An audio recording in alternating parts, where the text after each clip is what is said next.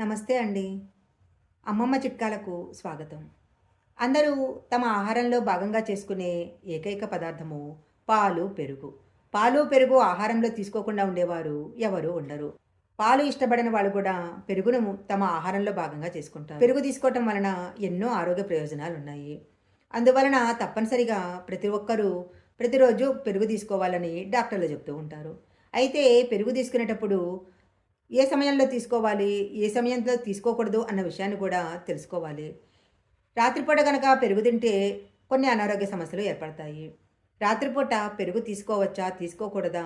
తీసుకుంటే ఎంతవరకు తీసుకోవచ్చు? మొదలైన అనేక ఆరోగ్య విషయాలను ఈరోజు మనం అమ్మమ్మ చిట్కాలు అనే కార్యక్రమంలో చూద్దాము. ముందుగా ఒక చిన్న రిక్వెస్ట్ అండి. మీరు గనక మా ఛానల్ మొదటిసారి చూస్తున్నట్లయితే వెంటనే సబ్స్క్రైబ్ చేసుకోండి. పక్కనే ఉన్న బెల్ ఐకాన్ని యాక్టివేషన్ చేసుకుంటే మేము పెట్టే వీడియోలన్నీ కూడా మీకు ముందుగానే నోటిఫికేషన్గా వస్తాయి. ఇక లేట్ చేయకుండా రాత్రిపూట ఆహారంలో పెరుగు తీసుకోవచ్చా తీసుకోకూడదా అన్న విషయాలను ఇప్పుడు తెలుసుకుందాము.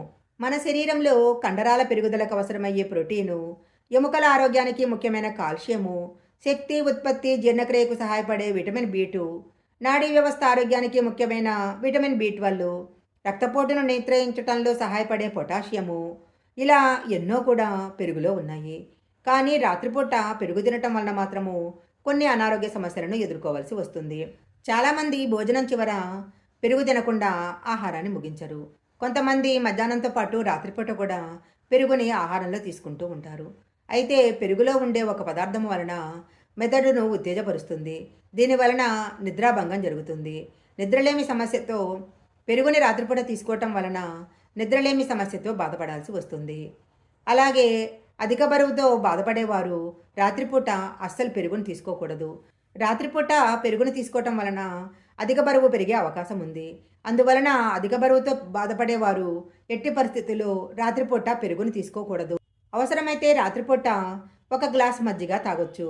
రాత్రిళ్ళు పెరుగు తినటం వల్ల ఊబకాయము, దగ్గు, జలుబు సమస్యలు వస్తాయి. శరీరంలో అధిక కొలెస్ట్రాల్ సమస్యతో బాధపడేవారు కూడా పెరుగుకు దూరంగా ఉండాలి.